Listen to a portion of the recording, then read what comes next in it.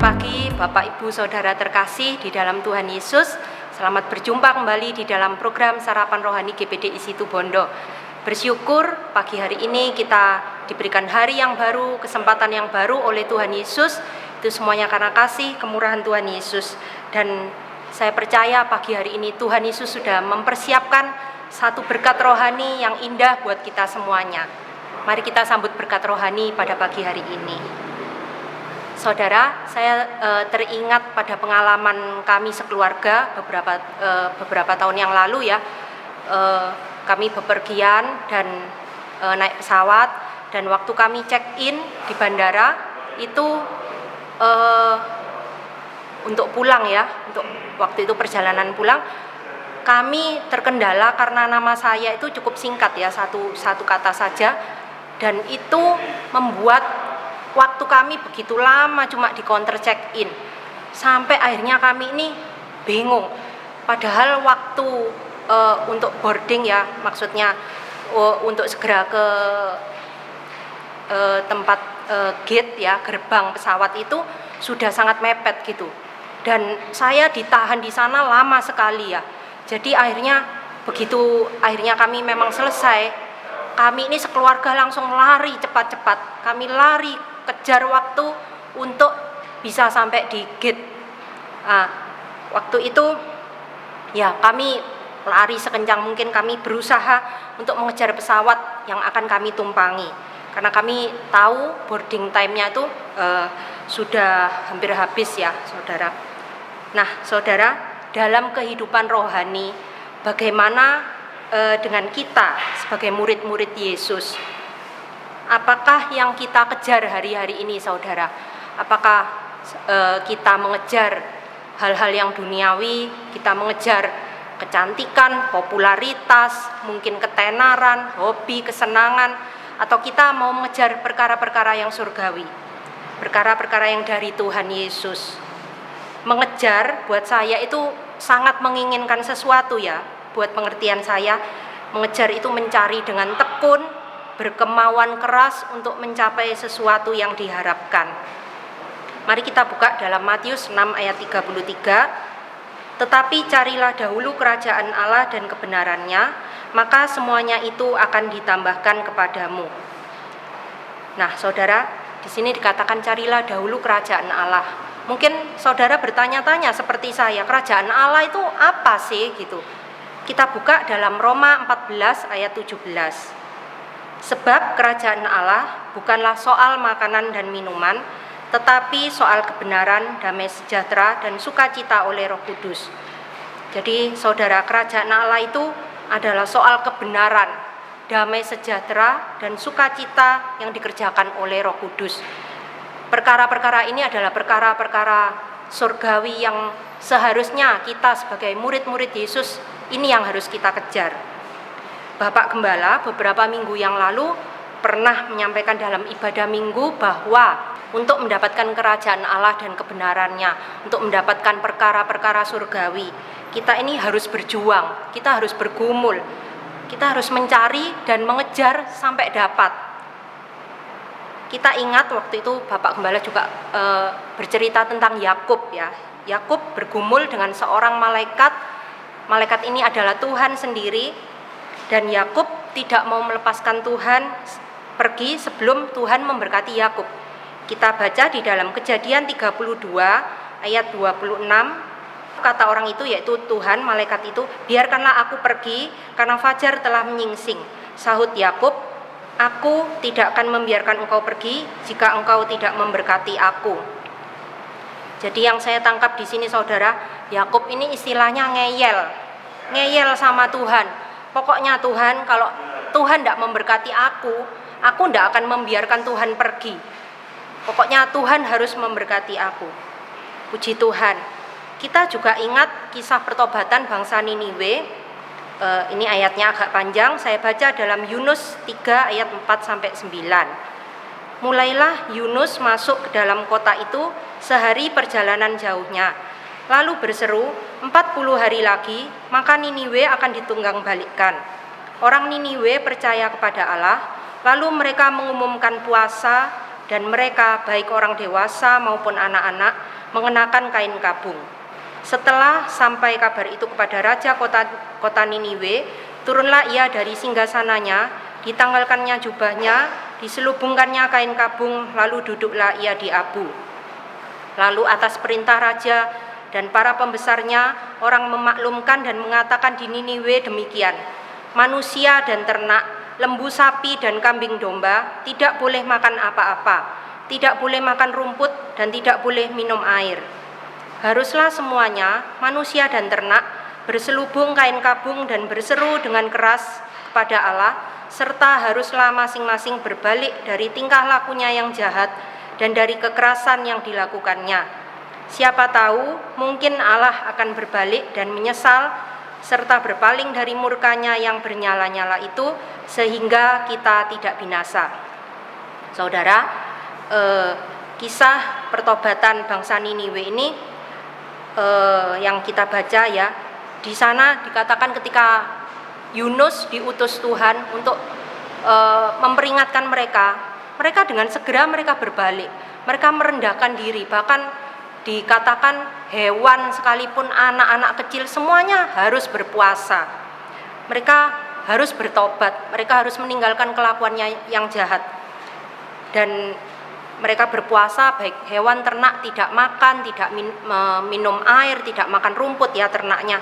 Dan di situ menunjukkan bahwa mereka sungguh-sungguh berusaha, mereka sungguh-sungguh merendahkan diri mereka supaya Tuhan itu membatalkan murkanya untuk menghancurkan Niniwe. Nah, apa yang harus kita lakukan, saudara-saudara, supaya kita pribadi ya, kita bisa memperoleh Kristus dan kita bisa mengalami perkara-perkara rohani.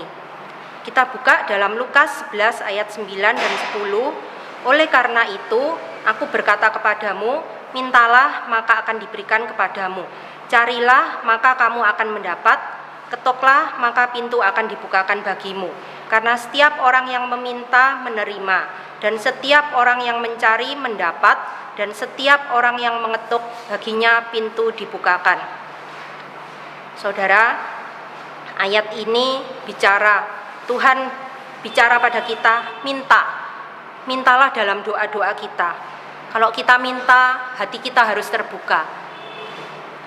Cari berarti kita melakukan sesuatu usaha.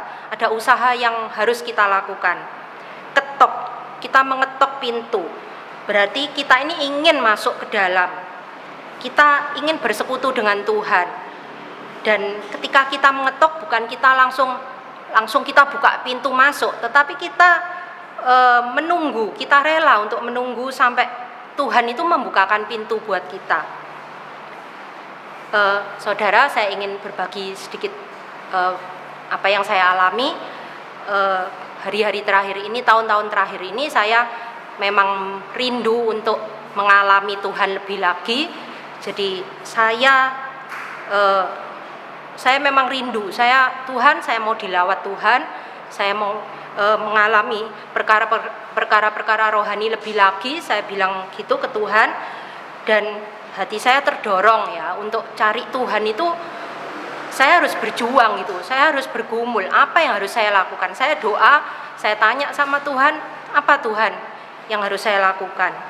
Dan memang Tuhan menuntun saya untuk saya berdoa, dan saya doa, Tuhan bangunkan saya lebih pagi Tuhan, supaya saya bisa berdoa dengan lebih sungguh-sungguh, lebih lama.